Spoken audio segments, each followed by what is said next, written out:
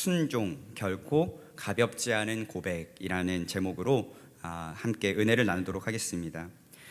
조금 전에 여러분들은 저와 함께 찬송가를 부르셨습니다. 그 가사는 이러합니다.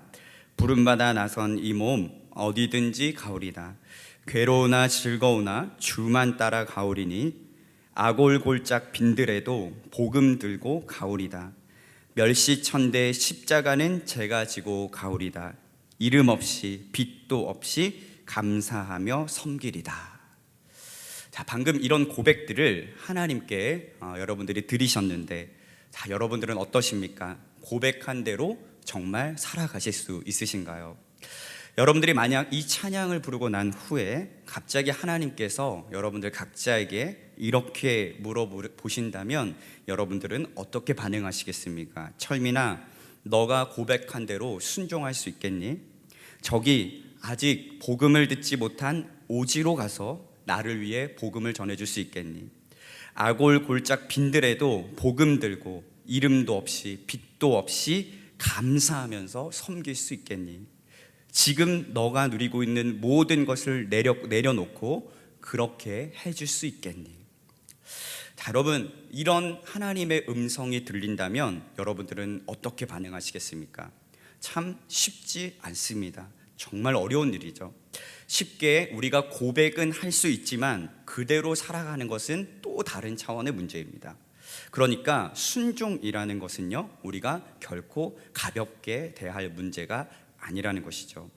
그런데 우리는 언제부터인가 너무나도 쉽고 가볍게 그리고 무의식적으로 하나님께 당연한 고백을 올려드리고 순종하려고 하는 모습들이 있지는 않은지 오늘 말씀을 통해서 우리가 살펴보았으면 좋겠습니다. 여러분, 순종이라는 것은요, 절대 가벼운 것이 아닙니다. 순종은 십자가를 져야 하는 아주 무거운 일입니다. 결코 쉽게 고백해서 끝나야 하는 문제가 아니라는 것이죠. 가벼운 고백으로 시작한 순종은 반드시 어느 시점에서 한계를 만나게 되고 그 미천이 드러나기 마련입니다. 그래서 마태복음 7장 21절과 로마서 2장 13절에서는 이것에 대해서 아주 강력하게 경고하고 있습니다. 나더러 주여 주여 하는 자마다 다 천국에 들어갈 것이 아니오 다만 하늘에 계신 내 아버지의 뜻대로 행하는 자라야 들어가리라. 하나님 앞에서는 율법을 듣는 자가 의인이 아니오 오직 율법을 행하는 자라야 의롭다 하심을 얻으리니 라고 말씀하고 있습니다. 그러니까 하나님께서 우리에게 원하시는 순종은 주여 주여만 외치는 순종이 아니라는 것입니다. 하나님께 여러분들이 아주 멋진 고백을 끊임없이 드린다고 해도 그것이 삶에서 열매 맺지 못하면 안개처럼 사라져버릴 냉랭한 순종이 되고 만다는 것입니다. 그것을 잘 보여주는 것이 오늘 본문의 내용인데요, 오늘 본문은 소위 두 아들의 비유라고 불리는 이야기입니다. 한 아버지에게 두 아들이 있었는데 아버지는 먼저 유업을 이어받을 맏아들에게 포도원에 가서 좀 일해라 라는 명령을 내리게 되죠. 맏아들은 아버지 가겠나이다 라고 대답을 했지만 결국에는 포도원에 가지 않았습니다. 포도원에 가서 일하지 않아도 어차피 유업을 이어받을 것이기 때문에 굳이 무리할 필요가 없었던 것이죠. 아버지의 말에 순종하는 것처럼 보였지만 정작 그는 아버지의 말을 따르지 않았습니다.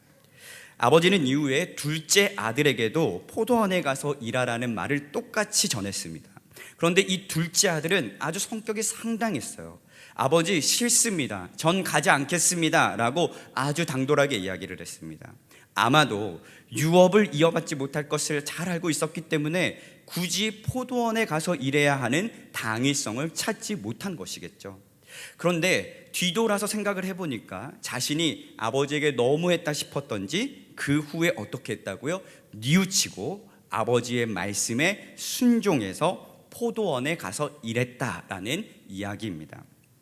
자, 이 이야기는 예수님께서 그 당시 종교 지도자들과 지속해서 논쟁을 벌이시면서 그들의 악행과 잘못을 책망하시기 위한 비유로 설명을 하시기는 했지만, 여기에는 하나님께 대한 순종이라는 아주 중요한 영적인 원리를 우리에게 보여주고 있기 때문에 오늘 순종에 대해서 알아보려고 하는 우리들에게 이 말씀을 주목해서 볼 필요가 있습니다.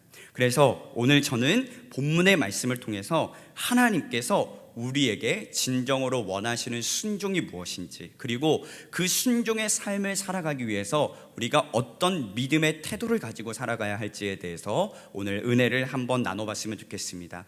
이곳에 모여 계신 우리 사랑하는 귀한 성도님들 모두가 하나님께서 진정으로 원하시는 순종의 삶을 살아내어서 하나님의 영광을 드러내고 아름다운 복음의 덕을 선포할 수 있는 귀하고 복된 삶이 될 수 있기를 주님의 이름으로 축복합니다. 첫 번째로는요, 하나님 아버지를 향한 분명한 사랑과 믿음이 있을 때 순종이 가능하다는 겁니다. 자, 여러분, 오늘 본문을 보면 첫째 아들과 둘째 아들의 차이가 무엇일까 고민해보지 않을 수가 없는데요, 어떤 차이가 있었길래 이런 결과를 맞이하게 되었을까? 간단하게 말하면 바로 순종과 불순종의 차이였습니다. 그런데 그 순종과 불순종 사이에 첫째 아들과 둘째 아들이 각자 주목하고 있던 것에 차이가 있었다는 것을 우리가 알아야 되는데요, 먼저 첫째 아들은 아버지를 향한 사랑과 믿음과 신뢰보다는 자신이 이어받을 유업에 관해서만 주목하고 있었습니다. 자, 그러니까 눈에 보이는 현상, 눈에 보이는 결과에만 주목하고 있었던 것이죠. 반면에 여러분, 둘째 아들은요, 유업을 물려받는 것에 대해서는 관심이 없었어요. 왜냐하면 아예 자신이 유업을 이어받지 못할 거라는 것을 이미 알고 있었기 때문이에요. 그래서 아버지도 원망스럽고 형도 원망스러웠을 거예요. 자신이 둘째 아들로 태어난 것이 참 싫었을 겁니다. 그러니까 아버지께서 포도원에 가서 일하라고 했을 때 가장 먼저 나오는 반응이 뭐예요? 싫습니다 라고 짜증을 냈거든요. 그러니까 둘째의 서러움이죠. 그런데 둘째 아들에게는요, 첫째 아들이 가지고 있지 않았던 다른 마음이 있었다는 거예요. 그게 뭐예요? 바로 아버지를 사랑하는 마음, 아버지를 신뢰하는 마음, 아버지를 믿고 있었던 그 마음이 보이지 않게 있었던 겁니다. 이 마음이 있었기 때문에 그가 뉘우치고 아버지의 말씀에 순종할 수 있었거든요. 자, 아버지를 사랑하고 신뢰하는 마음이 없었다면 아마 그도 첫째 아들처럼 불순종하고 아버지의 마음을 굉장히 아프게 하는 철부지 아들이 될 수밖에 없었을 것입니다. 그래서 오늘 예수님도 본문 32절 말씀을 보면 이렇게 말씀하셨어요. 요한이 의의 도로 너희에게 왔거늘 너희는 그를 믿지 아니하였으되 세리와 창녀는 믿었으며 너희는 이것을 보고도 끝내 뉘우쳐 믿지 아니하였도다. 자, 무슨 말씀을 하시고 계신 거죠? 믿음에 대해서 말씀하고 있는 겁니다. 믿음이 있느냐 믿음이 없느냐로 구원이 주어진다는 것을 예수님께서 아주 강력하게 선포하고 계신 거예요.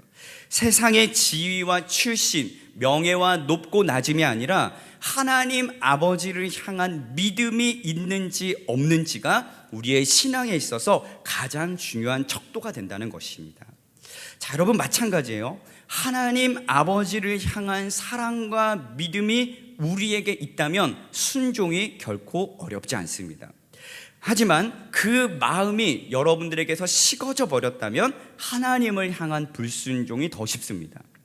여러분들은 어떠신가요? 하나님 아버지를 향한 분명한 사랑과 믿음이 있으십니까? 나를 죽기까지 사랑하신 그 하나님 아버지의 마음을 여러분 매일매일 경험하면서 살아가고 계십니까? 여러분, 오늘 이 시간 우리가 어떠한 상황 속에서도 흔들리지 않고 하나님 아버지를 신뢰하고 바라보는 믿음이 있도록 성령님의 은혜와 도우심을 구하는 우리 성도님들이 되셨으면 좋겠습니다. 자, 그런데 우리가 한 가지 잊지 말아야 할 것이 있어요. 하나님 아버지를 향한 사랑과 믿음이 있다고 다 끝나는 게 아닙니다. 여러분, 하나님 아버지를 향한 사랑과 믿음의 결과로 순종을 했다고 해서 다 끝나는 게 아닙니다. 모든 일들이 다 괜찮아지겠지, 해결되겠지라는 것이 아니라는 거예요. 제가 수련목을 마치고 부산에 사역을 내려갈 때 일전에도 말씀드렸지만 부산을 내려가는 게 저에게는 정말 큰 일이었습니다. 어느 날 기도를 하고 있는데 하나님께서 부산에 가라고 말씀을 하셨어요. 그런데 인간적인 눈으로는 부산을 너무 가기 싫었습니다. 여러분도 마찬가지시겠지만 여러분, 제가 그때 서울에서 사역하고 있었고 부산에 내려가야 하는 일정이었기 때문에 저만 가면 괜찮은데 그때 저희 첫째 아이가 돌이 안 됐을 때였기 때문에 이 아이를 데리고 저 멀리 연고도 없는 부산까지 간다는 게 정말 어려운 일이었습니다. 그래서 갈까 말까 인간적인 마음으로 정말 고민을 많이 하고 있었을 때는 하나님께서 계속해서 가라고 말씀하시는 거예요. 아주 강력하게 말씀하셨습니다. 그래서 결국에는 순종하고 아브라함의 믿음이라고 저도 생각하고 결단하고 부산을 내려갔습니다. 저는 그렇게 순종하면 다 끝날 줄 알았어요. 순종하면 그곳에 가서 하나님이 큰 은혜 부어주시고 제 사역에도 큰 역사를 일으켜주시고 그곳에서 정말 행복하게 사역하면서 행복한 삶을 살 것 같았어요. 여러분, 그런데 현실은 그렇지 않았습니다. 부산에 내려갔는데요, 그 외에는 너무 아름답고 행복했는데 아무래도 연고가 없다 보니까 하루하루가 너무 힘들었어요. 하루하루가 예수님과 친밀히 동행하기를 원했는데 정말 쉽지가 않더라고요. 계속해서 제 눈이 환경을 바라보게 되고 계속해서 제 생각들이 계속 서울로 향하게 되고 내가 지금 여기까지 와가지고 거의 땅끝까지 와가지고 내가 지금 무엇을 하고 있나, 삶이 너무나도 공고해지기 시작했어요. 그런데 제가 그곳에서 2년 반 동안 사역을 하면서 한 가지 깨달은 게 있습니다. 뭐냐면 지금 오늘 제가 앞서 처음에 말씀드렸던 아골, 골짝, 빈들에도 너가 가서 이름도 없이 빛도 없이 감사하며 섬길 수 있겠니? 라고 주님께서 저에게 물어보셨다면 아마 그때 저는 쉽게 대답하지 못했을 거예요. 그런데 지금 돌아보면 하나님께서는 저를 그 훈련의 장소로 저를 부르신 것 같아요. 그 광야와 같은 순간 속에 인간의 눈으로는 아무것도 할 수 없는 그 순간 속에 저를 가둬놓으시고요, 오직 하나님만 바라볼 수밖에 없는 그곳으로 저를 부르셔서 정말 알골골짝 그 빈들에서도 주님만 있으면 됩니다, 주님만이 내 삶의 모든 것이십니다라는 것을 제 머리가 아니라 제 삶으로 고백할 수 있을 때까지 저를 철저하게 고립시키고 훈련시키시는 그 하나님 아버지의 마음을 제가 깨닫게 되었을 때 그 시간들이 결코 의미 없는 시간이 아니었다는 것을 알게 되었어요. 여러분, 그러니까 순종이라는 것은요, 결코 가볍게 하나님 앞에 고백할 문제가 아니라는 겁니다. 그러나 순종하기만 하면 우리는 주님의 사랑을 더욱더 분명하게 깨달을 수 있을 줄로 믿습니다. 여러분, 그 출발이 어디냐? 하나님 아버지를 향한 사랑과 믿음이 여러분들에게 있을 때, 하나님을 향한 분명한 믿음이 있을 때 우리가 어떠한 상황 속에서도 흔들리지 않고 주님만이 나의 왕이십니다 라고 고백할 수 있는 것입니다. 오늘 이 시대를 살아가는 우리들에게 하나님께서 동일하게 물으실 것입니다. 누구누구야, 너 나를 위해서 이걸 포기할 수 있겠니? 나의 마음을 전할 수 있을 때 너의 모든 것을 포기하고 내 말에 순종할 수 있겠니? 그때 여러분들에게 하나님을 향한 사랑과 마음이 있다면 쉽게 순종할 수 있을 거예요. 그러나 하나님을 향한 사랑, 하나님을 향한 믿음을 잃어버리고 있다면 불순종하는 게 더 쉽습니다. 오늘 여러분들의 삶을 한번 돌아보셨으면 좋겠어요. 나는 과연 순종이 기쁨으로 다가오고 있는가? 하나님을 향한 사랑과 하나님을 향한 분명한 믿음이 나에게 있는가? 그래서 하나님의 말씀에 순종할 준비가 되어 있는가? 오늘 이 시간 한번 돌아보셨으면 좋겠습니다. 자, 두 번째로 우리가 기억해야 할 영적인 원리는요, 돌이킬 수 있는 용기가 있을 때 순종이 가능하다는 거예요. 자, 오늘 본문 30절 말씀 우리 다시 한 번 더 읽어보도록 하겠습니다. 자, 본문 30절 말씀 함께 읽어볼게요. 시작. 둘째 아들에게 가서 또 그와 같이 말하니 대답하여 이르되 실소이다 하였다가 그 후에 뉘우치고 갔으니.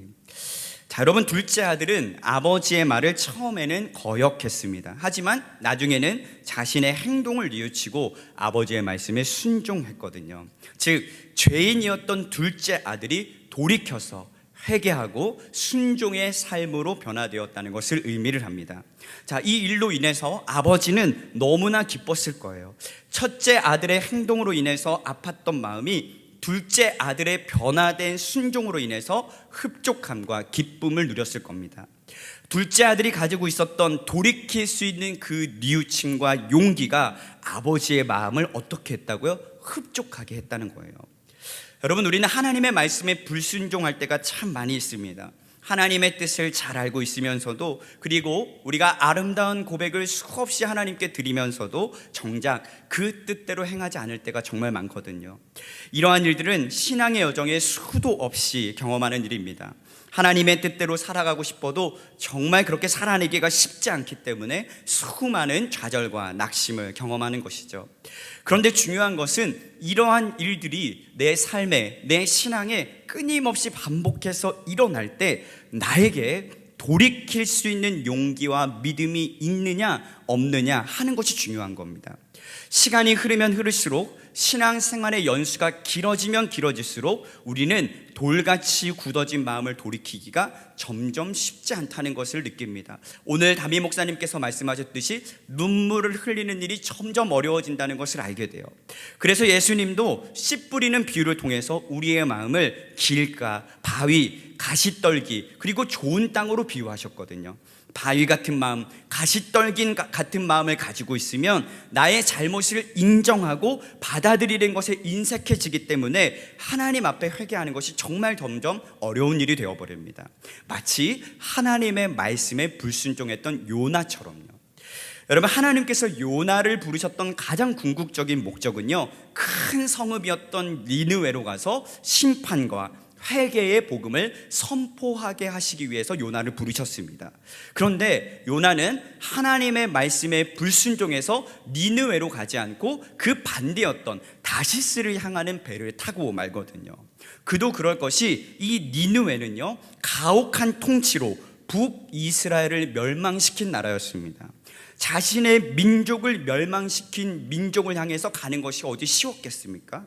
하나님의 명령을 선뜻 받아들이고 순종하기 쉽지 않다는 것은 충분히 공감할 수 있는 이야기예요. 하지만 결국에는 죽을 고생을 다 한 끝에 그는 왔던 길을 다시 돌이켜서 하나님께서 가라고 명령하신 니느웨를 향해서 순종해서 갔습니다. 요나 3장을 보니까 이렇게 말씀하고 있어요. 요나가 여호와의 말씀대로 일어나서 니느웨로 가니라.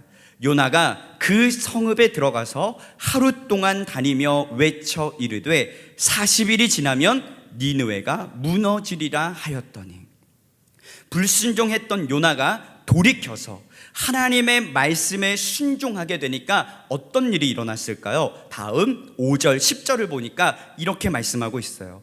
니느웨 사람들이 하나님을 믿고 금식을 선포하고 높고 낮은 자를 막론하고 굵은 배 옷을 입은지라. 하나님이 그들이 행한 것 곧 그 악한 길에서 돌이켜 떠난 것을 보시고, 여기가 중요합니다. 하나님이 뜻을 돌이키사 그들에게 내리라고 말씀하신 재앙을 내리지 아니하시니라. 자, 여러분, 한 사람의 불순종으로 인해서 큰 성읍 니느웨가 심판 가운데 멸망할 뻔했지만, 한 사람의 순종으로 인해서 니느웨가 돌이켜서 회개하고 하나님의 진노와 심판을 피하게 되는 구원의 은혜를 경험하게 되었다는 것입니다. 여러분, 우리도 마찬가지예요. 나의 불순종으로 인해서 심판과 멸망이 올 수도 있지만 결코 가볍지 않은 나의 순종으로 인해서 구원의 역사가 나타난다는 것입니다. 나의 삶뿐 아니라 여러분들의 가정과 우리 교회와 나라와 민족 가운데 하나님의 영광이 회복되는 일은 하나님의 말씀에 철저하게 순종하려고 몸부리치는 그 한 사람을 통해서 그 역사가 일어난다는 것을 여러분 잊지 마시기 바랍니다. 여러분, 순종이라는 다큐멘터리 영화가 있는데요, 거기에는 두 선교사님의 이야기가 나옵니다. 내전과 반군에 의해서 끔찍한 학살이 일어났던 우간다 땅에 상처와 아픔을 겪고 있는 사람들을 위해서 사역하고 계시는 김은혜 선교사님 이야기와, 그리고 가족을 잃고 몸과 마음이 찢겨진 시리아 난민들을 수용하고 있는 레바논 난민촌에서 사역하고 계시는 김영화 선교사님의 이야기를 다루고 있어요. 자, 우간다에서 사역하시는 김은혜 선교사님이 언제 죽어도 이상하지 않을 그 땅에서 떠나지 않고 남아있는 이유는 단 하나입니다. 바로 하나님을 향한 순종 때문이에요. 선교사님은 아버지의 뒤를 이어서 다시 우간다로 들어가서 사역을 하고 계신데, 아버지가 생전 사역을 하실 때 이런 이야기를 하셨다고 해요. 내 식구는, 내 가정은 내 몸이다. 그래서 내 몸은 안 돌봐도 된다. 이렇게 이야기를 하셨다고 해요. 자, 그러니까 자녀의 입장에서 자신의 믿음과 신념을 위해서 가족들을 방치하면서까지 사역하셨던 아버지의 모습이 도저히 이해가 되지 않았고, 결국에는 하나님을 향한 불신까지 이어지게 되었습니다. 아버지는 어떻게까지 사역을 하셨냐면, 한쪽 눈에 종양이 있는 이 아이의 눈을 치료하기 위해서 그 아이를 한국으로 데려와서 진료를 받게 했는데, 그 진료비를 마련하기 위해서 사채까지 쓰셨다고 해요. 자, 그러니까 여러분, 자식들 입장에서는 그런 아버지의 모습이 이해가 되지도 않고 원망스럽고 받아들일 수가 없었던 것이죠. 그래서 김은혜 선교사님은 어린 시절에 아버지를 향한 원망과 더불어서 삶의 무한한 회의 때문에 너무 힘들어서 자살까지 생각을 했다고 해요. 자, 그랬던 그녀가 아버지의 뒤를 이어서 지금 같은 곳에서 다시 사역을 하고 있으니까 참 하나님의 일하심은 우리가 이해할 수도 없고 설명할 수도 없습니다. 자, 어떤 일이 있었길래 이 선교사님이 다시 아버지의 뒤를 이어서 그 우간다 땅으로 갔을까? 자, 어느 날 선교사님께서 시간이 흐르고 난 뒤에 우간다 사람들을 바라보는데, 하나님께서 이 사람들을 정말로 사랑하신다는 것이 갑자기 느껴지기 시작했어요. 그 하나님 아버지의 마음, 우간다 사람들을 향해서 가슴 아파하시고 눈물 흘리고 계시는 그 하나님 아버지의 마음을 알게 되었을 때, 자신의 육신의 아버지가 왜 그렇게 살았는지가 이해되기 시작했고, 자신도 그 무거운 순종의 길을 기꺼이 걸어가게 되었다는 것입니다. 하루는 레바논 난민촌에서 선교하시는 김영화 선교사님께 거기에 거주하고 있었던 난민들이 이렇게 질문을 했대요. 당신은 왜 가족을 돌보지 않고 여기에 온 것입니까? 당신도 당신의 가족들을 돌봐야 하지 않겠습니까? 도대체 시리아가 당신과 무슨 상관입니까? 그때 선교사님이 이렇게 대답했습니다. 하나님께서 당신들을 너무나도 사랑하시고 나에게 시리아를 사랑하는 마음을 주셨다. 그러면서 선교사님이 인터뷰하는 부분 중에 이 부분이 참 가슴에 와닿았어요. 하나님의 마음이 느껴진다. 하나님이 이곳에서 일하고 계신다. 그래서 내가 죄인이지만 순종하려고 한다.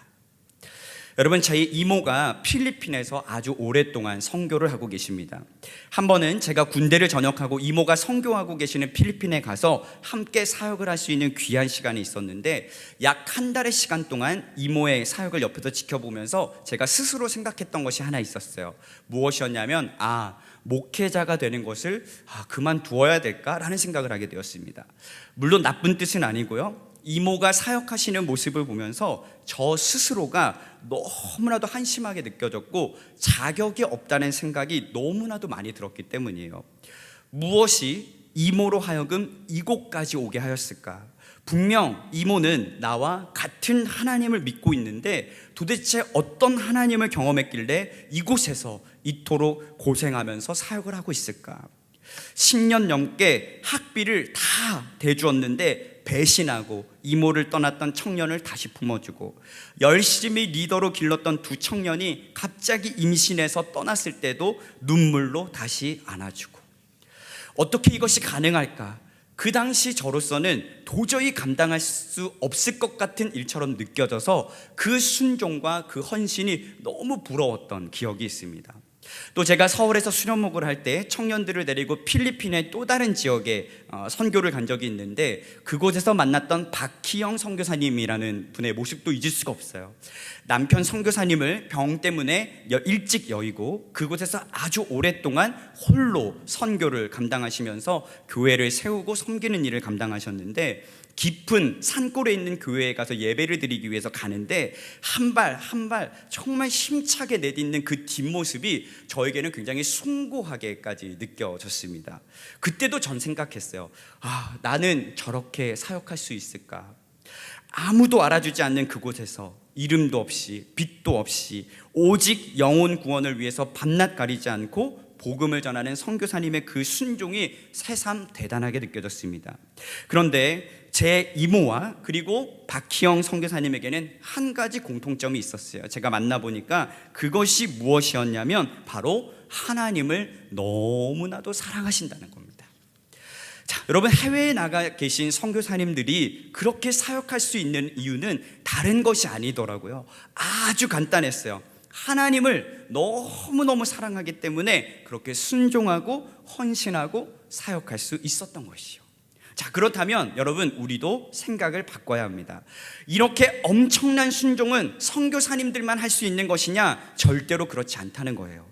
이 말대로라면 하나님을 전심으로 사랑하는 그 누구나 하나님의 말씀에 순종할 수 있습니다. 하나님을 우리가 정말 사랑한다면 순종이 그렇게 어렵지 않은 것이죠. 여러분, 순종이 어려운 이유는요, 하나님을 우리가 머리로는 사랑하는데, 머리로는 하나님을 믿는데 우리의 마음과 우리의 영혼과 우리의 온 삶을 다해서 하나님을 믿고 사랑하지 않으니까 순종이 결코 무거운 일로 우리에게만 다가오는 거예요. 여러분, 우리가 정말 예수님을 사랑하고 예수님이 나의 왕이시고 예수님이 내 삶의 주인이시고 내가 예수님을 향한 분명한 믿음이 있다면 순종은 결코 어렵지 않습니다. 여러분, 순종은 결코 가벼운 일이 아닙니다. 정말 무겁고 어렵고 힘든 일이죠. 그러나 여러분들이 정말 예수님을 사랑하고 정말 예수님을 믿고 그 믿음 때문에 돌이킬 수 있는 용기를 가지고 살아가신다면 여러분들에게 순종은 가볍고 기쁘고 행복하고 즐거운 일이 될 것입니다. 내가 원하는 것을 얻지 못해도 하나님을 사랑하기 때문에 기쁘고, 내 삶을 돌이켜서 뉘우쳐야 하는 자존심 상하는 순간을 맞이한다 하더라도 하나님을 너무나도 사랑하기 때문에 행복한 것입니다. 이것이 신앙생활이죠. 이곳에 모인 우리 모두가 둘째 아들처럼 하나님 아버지를 정말 사랑하고 언제든 돌이킬 수 있는 용기와 믿음을 소유할 수 있는 우리 사랑하는 귀한 성도님들의 삶이 되실 수 있기를 주님의 이름으로 축복합니다.